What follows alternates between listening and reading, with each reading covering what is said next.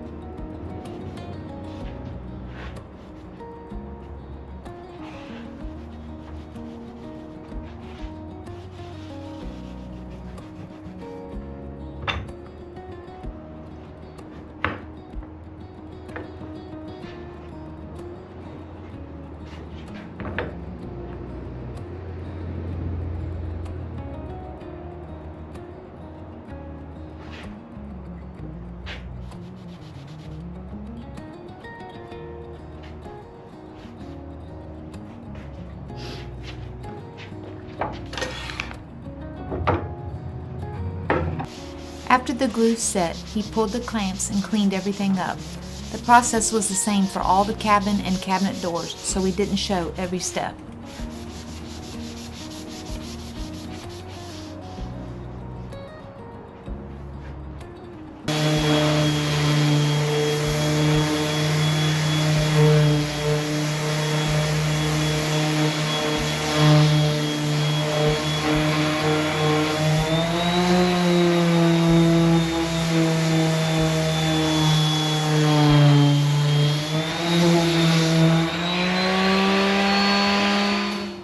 In the process of trying to get on with the next set of projects, you can see in the back the mahogany doors, those are getting sanded out. The frames, they need to get sanded out. All these need to get done up to the point of oil. We're using an old school trick to as a preservative for the wood before we put a top coat on it, and that is a boiled linseed oil. And I used to use turpentine, but turpentine stinks to high hell. I use the low odor mineral spirits now, and just do a 50-50 mix so it gets a good penetration. We'll do at least one, if not two coats on that. So I got to get all those mahogany parts oiled up and dried. They'll dry by tomorrow. And then I will do at least one coat of clear shellac, and that will lock that oil coat in. And then I will do a top coat of cab acrylic, a catalyzed acrylic, or basically it's a lacquer, clear lacquer top coat. Probably do a couple coats on that, and then those will be ready to go to the boat as we need them. They won't go over straight away, which means it'll be something else I have to shuffle around the shop. The frames will probably go over straight away and get fitted, and then as we can, we will hang the doors. Now, that's subject to change as all these projects are. I've predicted a lot of things for you back in these videos. We go back and watch them every once in a while, and then we have a good laugh about if we only knew then what we know now, we wouldn't have said that kind of thing. So that's just sort of par for the course for this type of a project. It's as I used to teach my soldiers, you know, you have to keep your butt on a ball bearing, because things aren't subject to change. They will change. You just don't know when. I did get the cabinet doors and cabinet door frames. Let me see if I can move you guys over here and you can see. But the cabinet doors and cabinet door frames, those got sanded up and basically are ready for final fitment. So that'll be hinges and setting spacings and planing or sanding as I need to get those to fit. You'll see there's a rather large gap there. It's because the door's setting down and up against the one side. They're set for an 1/8 inch gap all the way around. You have to kind of have a little bit of a generous gap when you're dealing with doors on a boat, especially because of the humidity, obviously. I mean, once they get sealed up with paint, they shouldn't move as much, but they will still move, and they'll move substantially enough to cause sticking and that sort of thing. So we obviously don't want that. So they do have a full 1/8 of an inch all the way around, which is much more than I would typically do on a cabinet door for, say, inside of a home. I would typically stick with, you know, a 1/16, maybe 3/32 if I'm being generous, but yeah, usually a 1/16 gap, but I'm giving them an 1/8 so I don't have to worry about, you know, having to pry doors open.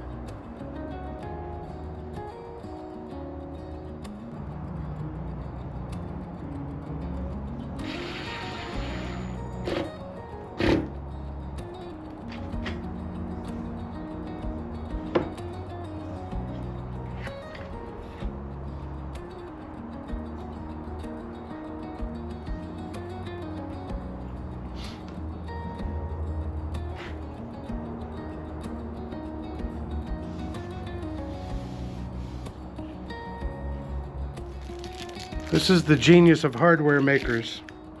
Solid brass catches for these doors, right? Send it with silver screws.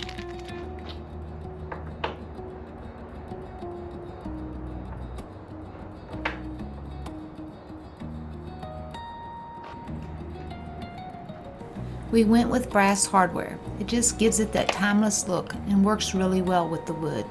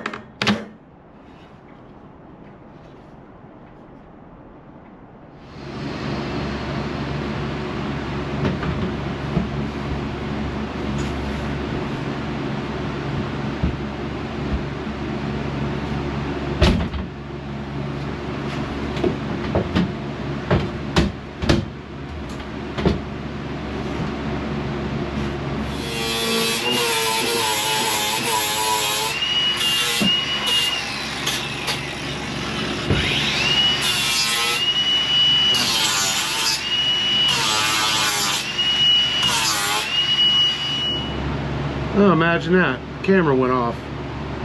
Also imagine that. The arc of the deck above this bulkhead, it's not level.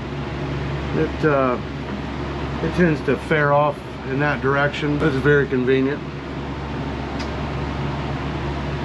The shelving in here follows the existing shelving line.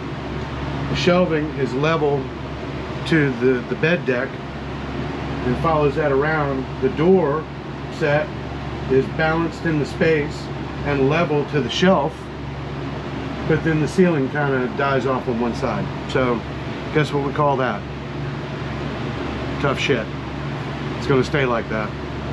I'm not changing the entire structure of the ceiling just because, you know, one area is acting stupid. So that's the way it's going to be. I mean, I guess to qualify that, let me say this. Building or rebuilding, I guess, the inside of a boat is an endless stream of compromises.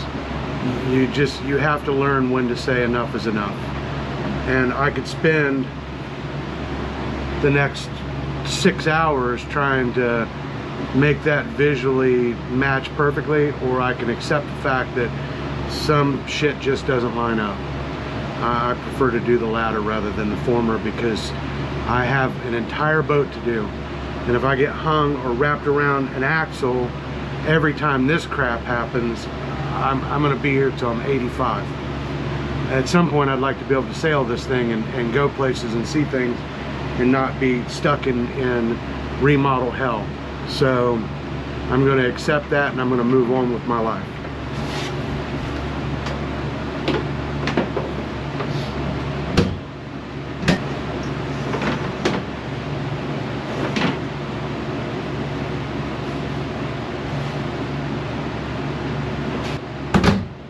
That wire that I just put up there is for the nav lights. There's going to be navigational lights that get mounted on the port and starboard rails.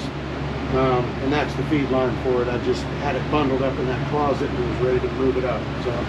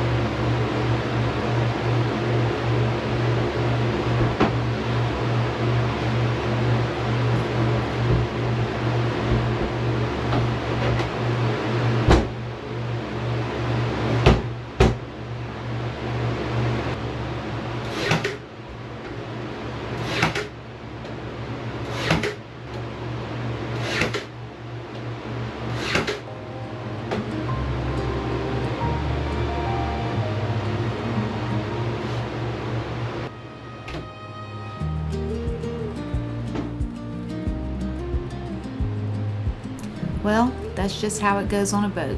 Nothing's ever perfectly square, but we're getting there. We're really happy with how these turned out. Thanks so much for following along with us. We appreciate you being here, and we'll see you in the next one.